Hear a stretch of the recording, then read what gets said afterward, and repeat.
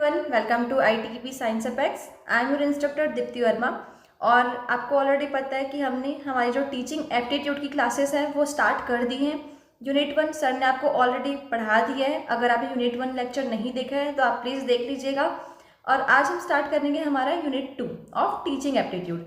तो हमारा जो सेशन होगा ना, हमारे जो लेक्चर्स होंगे वो प्रॉपर आपके MCQ क्वेश्चंस के बेसिस पर ही होंगे, मतलब जिससे आपके क्वेश्चंस आ सके। हम सिर्फ वही जो एरियाज होंगे उनको कवर करेंगे। So let's start our topic. तो हमारा सेकेंड यूनिट क्या है? Diversity in learner. डाइवर्सिटी का मतलब क्या है कि जैसे आप किसी भी क्लास में जब आप टीचर बन जाएंगे तो आप किसी भी क्लास में जाएंगे, या फिर अभी आप स्टूडेंट हैं, आप अपने क्लास में भी जब देखते हैं तो क्या सारे जो बच्चे होते हैं वो एक जैसे होते हैं? क्या नहीं होते। हर किसी का जो तरीका होता है पढ़ने का, या फिर हर किसी का जो इंटरेस्ट होता है वो सब क्या होता है? अलग अलग होता है। तो कल को आप भी टीचर बनेंगे, होप सो, और ऑल द बेस्ट कि आप टीचर बने।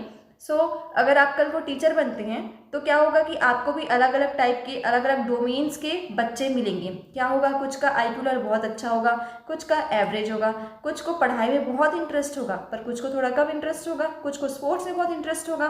तो अलग अलग टाइप के स्टूडेंट्स आपको देखने को मिलेंगे।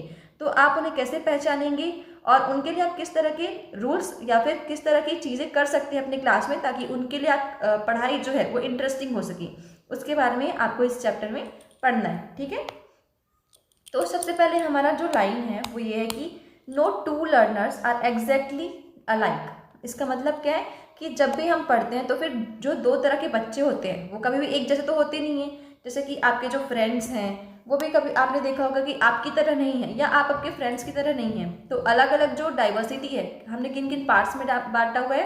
तो पहला होगा क्रिएटिविटी, कुछ बच्चे बहुत क्रिएटिव होते हैं। फिर पर्सनैलिटी, फिर इंटेलिजेंस, फिर इंटरेस्ट। हर किसी का इंटरेस्ट क्या होता है? अलग अलग हो सकता है। लर्निंग प्रेफरेंसेस, डिसेबिलिटीज़ और सोशो कल्चरल कॉन्टेक्स्ट। हमें इन सारी चीज़ों से क्या करना है? डील करना है। सो सबसे पहले क्या है? क्रिएटिविटी। क्रिएटिविटी का मतलब क्या होता है? वैसे तो हमने ना लास्ट में आपके लिए MCQ क्वेश्चंस भी रखे हैं, ताकि आपको समझ में आएगा कि किस किस पॉइंट्स में आपको और ध्यान देना है, या फिर किस टाइप के क्वेश्चंस आ सकते हैं। सो लास्ट तक आप MCQ जरूर देखिएगा। क्रिएटिविटी देख लेते हैं। तो क्रिएटिविटी का मतलब क्या है? Ability to produce novel, original and useful ideas. मतलब यहाँ पे आप जो बच्चे होते हैं वो, जैसे आपको असाइनमेंट दे दिया गया तो कुछ क्या करते हैं? ChatGPT से छाप रहे हैं, कुछ लोग क्या कर रहे हैं? गूगल से देख रहे हैं, कुछ बुक से ही कॉपी कर रहे हैं। पर कुछ बच्चे होंगे जो क्या करेंगे, उनको उस चीज़ में इंटरेस्ट होगा और वो उस चीज़ को और रिसर्च करेंगे और अपनी ओरिजिनलिटी को वहाँ पे एक्सप्रेस करेंगे। तो वैसे बच्चे को हम क्या बोलेंगे? क्रिएटिव बोलेंगे। और यहाँ पे आपके लिए एक एग्जाम टिप्स भी हमने यहाँ पे दिया हुआ है। तो जैसे क्रिएटिविटी है, creativity is not equal to intelligence. कोई बच्चा बहुत ज़्यादा इंटेलिजेंट है एकेडमिक्स में, इसका मतलब ये बिल्कुल भी नहीं है कि वो क्या है? क्रिएटिव है। और कोई लोग क्रिएटिव तो होते हैं बट वो इंटेलिजेंट हो, ऐसा ज़रूरी बिल्कुल भी नहीं है। ठीक है, तो ये हो गया क्रिएटिविटी। क्रिएटिविटी के बाद हमको क्या पढ़ना है? पर्सनैलिटी। पर्सनैलिटी में हम क्या देखेंगे? जैसे कि आपके भी क्लास में कुछ बच्चे होंगे जो हर किसी से बहुत अच्छे से घुल मिल कर रहते हैं, बहुत बात करना पसंद करते हैं। और कुछ बच्चे क्या करते हैं? चुप रहेंगे, अपने में ही खुश रहेंगे। ऐसे बच्चे भी होते हैं, है ना? आपने भी देखा होगा अपनी क्लास में। तो जो इंट्रोवर्ट्स होते हैं, आपको तो ये सारे वर्ड्स अच्छे से पता होंगे। इंट्रोवर्ट वर्ड क्या होगा? जो बच्चे क्या करते हैं? अपने इंडिविजुअल टास्क पे फोकस करेंगे, खुद पे फोकस करेंगे, अपने से मतलब रखते हैं और अपना प्रोसेसिंग टाइम उनको चाहिए होता है। ऐसे बच्चों को हम क्या बोलेंगे? इंट्रोवर्ट। फिर एक्सट्रोवर्ट का मतलब क्या होगा? जो कि ग्रुप डिस्कशन या फिर ग्रुप वाली जगहों पर ज़्यादा रहना पसंद करेंगे, इंटरेक्शंस करते हैं बहुत ज़्यादा सबसे। फिर learns bye talking and interacting, वो क्या करते हैं? दूसरों से बात करके, दूसरों से इंटरेक्ट करके अपनी चीज़ों को सीखते हैं। ठीक है, फिर यहाँ पे एग्जामिनेंस में क्या आएगा? The classification of introvert versus extrovert was propose by Karl जंग। ये पॉइंट आप याद रखेंगे कि ये जो इंट्रोवर्ट और एक्सट्रोवर्ट वाला जो क्लासिफिकेशन है, या फिर पर्सनैलिटी का जो क्लासिफिकेशन है, वो किन्होंने दिया है? कार्ल जंग ने दिया है। ठीक है, फिर नेक्स्ट है हमारा इंटेलिजेंस। तो क्रिएटिविटी में एज सच कोई वर्ड इतना इंपॉर्टेंट नहीं था। सबसे एक ही वर्ड इंपॉर्टेंट है कि जो इंटेलिजेंस होता है और जो क्रिएटिविटी होता है, दोनों बहुत ही अलग अलग चीज़ें होती हैं। ठीक है, और दूसरा था कि कार्ल जंग ने क्या किया है? पर्सनैलिटी का जो क्लासिफिकेशन है इन एक्सट्रोवर्ट एंड इंट्रोवर्ट, उसको डिफाइन किया है। ठीक है, 2 पॉइंट्स आप याद रखेंगे यहाँ से। फिर थर्ड है इंटेलिजेंस। इंटेलिजेंस का मतलब क्या होता है? Ability to learn, reason, solve problems and adapt. कि हम कैसे कोई नई जगह पे या फिर कोई नए प्रॉब्लम्स को क्या कर रहे हैं, अडेप्ट कर रहे हैं उनके सॉल्यूशंस को, और अच्छे तरीके से हम अपनाने की कोशिश कर रहे हैं। तो ये क्या होगा, हमारा इंटेलिजेंस होगा। इसका नेचर क्या होता है, जो इंटेलिजेंट पीपल या फिर इंटेलिजेंट जो बच्चे होते हैं ना, उनका नेचर ये होता है कि वो मॉडिफाइबल होते हैं, फिक्स नहीं होती। और जो इंटेलिजेंस है वो हेरिडिटी से भी आ सकती है, और साथ ही आप किस तरह के इन्वायरमेंट में रहते हैं ये उस पर भी डिपेंड कर सकती है। ठीक है, आप ये मत सोचिएगा कि कुछ नया पढ़ रहे हैं तो थोड़ा टफ है, ऐसा नहीं है ना। हम आपको प्रॉपर जो पॉइंट्स है ना उनको बता देंगे, आपको सिर्फ वही पॉइंट्स पढ़ने हैं उस यूनिट के अंदर। ठीक है, फिर दूसरा जनरल इंटेलिजेंस उनमें होता है, और ये जो जनरल इंटेलिजेंस वाला जो कॉन्सेप्ट है ना, उनको किसने प्रपोज किया है, स्परमैन ने। ठीक है, multiple intelligence, linguistic logical spatial propose by Herbert Gardner. देखो, अगर आप बीएड वाला एग्जाम दिला रहे हो, आपको आगे बीएड करना है ना, तो फिर ये जो साइंटिस्ट के नाम है ना वो याद करना थोड़ा करना ही पड़ेगा, ज़्यादा नहीं करना है। अभी तक मैंने 2-3 साइंटिस्ट के नाम ही बताए हैं, तो उनमें एक याद रखिएगा, कार्ल जंग का नाम, और ये स्पिरमैन ने क्या किया था, जनरल इंटेलिजेंस जी फैक्टर जो होता है उसको बताया था, और मल्टीपल इंटेलिजेंस को किसने बताया था, गार्डनर ने।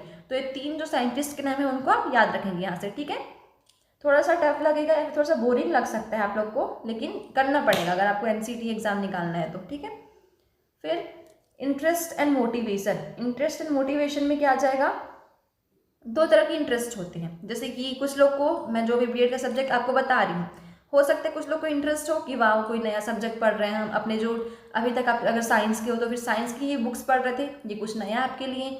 तो कुछ लोग को क्या है, इंडिविजुअल इंटरेस्ट है कि अच्छा लग रहा है पढ़ने में, तो उनको हम क्या बोलेंगे, नेचुरल, लॉन्ग टर्म और पर्सनल लाइकिंग। ये किस पे बेस्ड होता है कि नेचुरल है, मेरे अंदर से है कि मुझे अच्छा लग रहा है बीएड पढ़ना, और जो मेरे अंदर है वो क्या रहेगा, लॉन्ग टर्म तक रहेगा, और ये मेरे पर्सनल लाइकिंग पे बेस्ड है। और दूसरा है, कुछ बच्चे ऐसे होंगे, अरे यार अब एनसीईटी का एग्ज़ाम निकालना है तो फिर पढ़ना पड़ेगा बीएड, ऐसा सोच रहे होंगे कुछ लोग। तो उन लोग के लिए क्या है, सिचुएशनल इंटरेस्ट है। यहाँ पे क्या हो रहा है, आप किसी सिचुएशन पे फंसे हुए हो कि हमको ये एग्ज़ाम क्लियर करना है, और सिर्फ इसीलिए आप क्या कर रहे हो, बीएड का सब्जेक्ट पढ़ रहे हो। तो ये क्या है, ट्रिगर्ड बाय एनवायरनमेंट और टीचर। बट जो सिचुएशनल इंटरेस्ट होता है ना, वो आपके लॉन्ग टर्म काम नहीं आता। एक टाइम के बाद आप थक जाते हो। मतलब जो इंडिविजुअल इंटरेस्ट, जैसे कि अगर आपके एमसीक्यू में आया कि विच इज़ बेटर, या फिर कोई पॉजिटिव जिसके में आपको रिमार्क देना है, तो वो क्या होगा, इंडिविजुअल इंटरेस्ट होगा, ना कि सिचुएशनल इंटरेस्ट। ठीक है, फिर लर्निंग प्रेफरेंसेस। अब देखो, आपकी क्लास में बहुत सारे अलग अलग टाइप के स्टूडेंट्स हैं, होंगे ही। कुछ लोगों को पढ़ने में इंटरेस्ट होगा, कुछ को नहीं होगा। हो सकता है कुछ चैप्टर्स भी ऐसे होते हैं ना, जैसे हम भी अपने स्कूल में उनको करता था कि नहीं पढ़ेंगे ये चैप्टर, बहुत बोरिंग लगता है, ऐसा होता है। तो आप क्या कर सकते हो, क्योंकि आप एक ही स्टाइल से पढ़ा रहे तो हो सकता है ये भी आपके टीचिंग स्टाइल को बोरिंग बना रहा हो। तो आपको क्या करना है, क्योंकि हमारा जो मॉडर्न टीचिंग मेथड है ना, वो क्या है, पूरा का पूरा लर्नर बेस्ड है, स्टूडेंट सेंटर्ड है। उनको जैसा पसंद हो वैसा, हमारा जो स्टडी है, जो हमारा एनईपी का रूल है, वो क्या है कि हमारा स्टडी क्या है, फ्लेक्सिबल है, हमको उनके अकॉर्डिंग ही चलना पड़ेगा। तो यहाँ पे लर्निंग प्रेफरेंसेस हैं। आप क्या क्या कर सकते हो, विजुअल्स मतलब चार्ट्स दिखा सकते हो, या फिर स्मार्ट बोर्ड्स में कुछ दिखा सकते हो, डायग्राम, ये सारे क्या हो जाएंगे, विजुअल में आ जाएंगे। तो आपके एमसीक्यू में आ सकता है कि what are the visual preferences, तो विजुअल में क्या आ जाएगा, चार्ट्स आ जाएगा। जिन भी चीज़ों को आप देख के सीख रहे हो वो क्या होगा, आपका विजुअल में आएगा। ठीक है, फिर दूसरा है ऑडिटरी। जैसे कि आप कोई डॉक्यूमेंट सुन रहे हो, या फिर लिसनिंग, आपको कोई लेक्चर ही दिया जा रहा है तो आप सिर्फ उसको सुन रहे हो, तो ये किस में आएगा, ऑडिटरी में आएगा। फिर काइनेस्थेटिक, जैसे कि आपके जो एग्जाम में या फिर आपके सिलेबस में फील्ड का कुछ है, एग्रीकल्चर से रिलेटेड कोई फील्ड का कुछ काम है, तो आप क्या कर सकते हो, अपने स्टूडेंट्स को लेके फील्ड में जा सकते हो। वहाँ वो क्या करेंगे, खुद देखेंगे, खुद सीखेंगे। तो ये क्या होता है, लर्निंग बाय डूइंग। काइनेस्थेटिक में ये वर्ड आप याद रखेंगे कि ये वाला जो वर्ड है लर्निंग बाय डूइंग, वो किस में आता है, काइनेस्थेटिक में आता है। ठीक है, हम आपको प्रॉपर बताएंगे कि आपको किस स्लाइड से कितना क्वेश्चन आ सकता है, और आपको सिर्फ वही पढ़ना है, ज़्यादा नहीं पढ़ना है, क्योंकि हमें सिर्फ एग्जाम क्लियर करना है। ठीक है, तो फिर लर्निंग एंड डिसेबिलिटीज, ये वाला स्लाइड जो है ना वो बहुत ही इंपॉर्टेंट है, यहाँ से एक क्वेश्चन आता ही है। जैसे कि यहाँ पे क्या है कि कुछ बच्चे आपके क्लास में, कुछ बच्चे ऐसे भी हो सकते हैं जो फिजिकली इम्पेयर्ड हो, या फिर वो बाकी जो स्टूडेंट्स हैं उनसे क्या हो, अलग हो, ऐसा तो हो ही सकता है। तो 2-3 ऐसे डिसेबिलिटीज़ हैं जो बच्चों में हो सकती हैं। तो सबसे पहले क्या होगा, डिसलेक्सिया क्या है, कुछ बच्चे, जैसे कि आपने तारी ज़मीं पे देखा है, उसमें जो ईशान होता है उसको बी डी, ये जैसे वर्ड सारे सेम लगते हैं, वो पढ़ नहीं पाता। तो वैसे अगर किसी को पढ़ने में कोई डिफ़िकल्टी आ रही है ना, तो उसको हम क्या बोलेंगे, डिफ़िकल्टी इन रीडिंग मतलब डिसलेक्सिया उसको बोलेंगे। ये वर्ड आप याद रखेंगे, यहाँ से एक क्वेश्चन आ सकता है। फिर दूसरा है डिसकैलकुलिया। डिसकैलकुलिया का मतलब होता है, यहाँ पे क्या वर्ड आ रहा है, कैलकुलिया, तो मतलब समझ जाइए कैलकुलेशन या फिर मैथ्स प्रॉब्लम में क्या होता है, इशू आता है। ठीक है। फिर ADHD। ADHD मतलब अटेंशन डेफिशिएंट डिसऑर्डर है ये। मतलब बच्चे क्या करते हैं, ज़्यादा देर तक या तो आप वो ना आपसे आई कांटेक्ट नहीं कर पाएंगे, या फिर आप उनको कुछ पढ़ा रहे हो ना तो वो ज़्यादा देर तक ध्यान नहीं दे पाएंगे, उनका अटेंशन बहुत ही कम स्पान के लिए होता है। ये न्यूरो डेवलपमेंट डिसऑर्डर भी है। कौन सा वाला, ADHD, न्यूरो डेवलपमेंट डिसऑर्डर। ठीक है। फिर इसका हम लोग एग्जाम लेंस देख लेते हैं कि जैसे कि आपको क्वेश्चन में आता है ना कि डिसेबिलिटी, तो डिसेबिलिटी को हम इनएबिलिटी बिल्कुल भी नहीं बोल सकते। ये नहीं बोल सकते कि ये बच्चा ये काम करने में असमर्थ है, नहीं, वो क्या है, किसी और तरीके से कुछ और करने में एबल है, पर उसको हम इनेबल वर्ड कभी यूज़ नहीं करेंगे। तो आपके MCQ में अगर कोई नेगेटिव वर्ड आता है ना, तो उसको आपको क्या करना पड़ेगा, इग्नोर करना पड़ेगा। ठीक है। फिर हम पढ़ेंगे सोशियो कल्चरल कॉन्टेक्स्ट। जैसे कि कोई एक बच्चा ना बहुत ही सोशल कॉन्टेक्स्ट अलग अलग हो सकता है। कोई क्या है, बहुत ही पुअर फैमिली से बिलोंग करता होगा, कोई रिच फैमिली से बिलोंग करता होगा। तो क्या होता है, हर किसी का जो एनवायरनमेंट है वो उनके बिहेवियर, उनके बोलने के तरीके, हर चीज़ को क्या करते हैं, इफेक्ट करते हैं। तो ऐसे ही आपके जो स्टूडेंट्स होंगे उनमें भी हो सकता है। तो आपको इन सारी चीज़ों को ध्यान रखना है। और जो पुअर फैमिली से हैं, जो रिच फैमिली से हैं, जो बहुत ही लो डेवलप्ड रिमोट एरिया से है, या फिर कोई बहुत ही हाई डेवलप्ड सिटी से है, तो आपको सारे बच्चों को क्या करना है, एक साथ मिलकर इंक्लूसिवली पढ़ाना भी है और उनको एक साथ रहना सिखाना भी है। ठीक है। इससे एज सच कोई क्वेश्चन नहीं आएगा। फिर educational implication, the death of one size fits all.